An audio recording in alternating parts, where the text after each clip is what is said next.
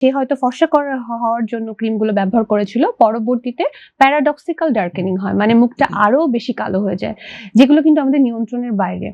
এবং systemic absorption হয়, মানে এটি কিন্তু পুরো বডিতেও চলে যেতে পারে, প্রলং বহুদিন ধরে যে মানুষ ইউজ করছে, পরবর্তীতে কিন্তু liver, kidney damage, hearing loss, vision loss, এমনকি প্রেগন্যান্সিতে কেউ যদি ইউজ করেন তার কিন্তু বাচ্চারও ক্ষতি হওয়ার সম্ভাবনা থাকে। অনলাইন বা বিভিন্ন জায়গায় এই যে রং ফর্সা হওয়া যে ক্রিমগুলো পাওয়া যাচ্ছে জি। প্রচুর পরিমাণে, এবং অনলাইনে কিন্তু এটি আসলে খুবই কমন এবং নানাভাবে এটির বিজ্ঞাপন ছড়ানো হচ্ছে, বা একদল আছে যারা আসলে বাংলাদেশে বানাচ্ছে এবং সেটিকে বিদেশি বলে চালিয়ে দিচ্ছে।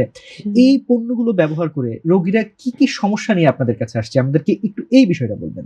জি, এখন তো অনলাইনে রং ফর্সাকারী ক্রিম খুবই জনপ্রিয়। জি। অনেকেই সম্ভার খুলে বসেছে। তো এটা বুঝতে হবে যে আপনি হয়তো সাময়িক কিছুদিন একটু ব্রাইট হচ্ছেন। তারপরে যে রেজাল্ট গুলো আপনার হচ্ছে, সাইড ইফেক্ট গুলো, বিশেষ করে এগুলোতে থাকে স্টেরয়েড এবং মার্কারি। আমরা জানি যে স্টেরয়েডের কারণে স্কিন পাতলা হয়ে যায়, অ্যাট্রফি বলি আমরা। সমস্ত শিরা উপশিরাগুলো ভিজিবল হয়, টেলেনজেকটেশিয়া বলা হয়। অনেক সময় যে মানুষের কখনোই মেলাজমা ছিল না, সে অল্পতেই সান এক্সপোজারে গিয়ে তার মেচতা চলে আসে। এছাড়াও যেটা হচ্ছে আনওয়ান্টেড হেয়ার, অবাঞ্ছিত লোম। হ্যাঁ, পদ্মা সেতু, মেট্রো রেল এবং এলিভেটেড এক্সপ্রেসওয়ে নির্মাণের গর্বিত অংশীদার বসুন্ধরা সিমেন্ট।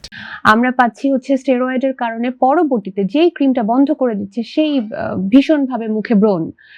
আর মার্কারির জন্য আপনি জানেন যে হঠাৎ করে সে হয়তো ফর্সা হওয়ার জন্য ক্রিমগুলো ব্যবহার করেছিল, পরবর্তীতে প্যারাডক্সিক্যাল ডার্কেনিং হয়, মানে মুখটা আরো বেশি কালো হয়ে যায়, যেগুলো কিন্তু আমাদের নিয়ন্ত্রণের বাইরে। এবং সিস্টেমিক অ্যাবজর্পশন হয়, মানে এটি কিন্তু পুরো বডিতেও চলে যেতে পারে, প্রলং বহুদিন ধরে যে মানুষ ইউজ করছে, পরবর্তীতে কিন্তু liver, kidney damage, hearing loss, vision loss, এমনকি প্রেগন্যান্সিতে কেউ যদি ইউজ করেন তার কিন্তু বাচ্চারও ক্ষতি হওয়ার সম্ভাবনা থাকে।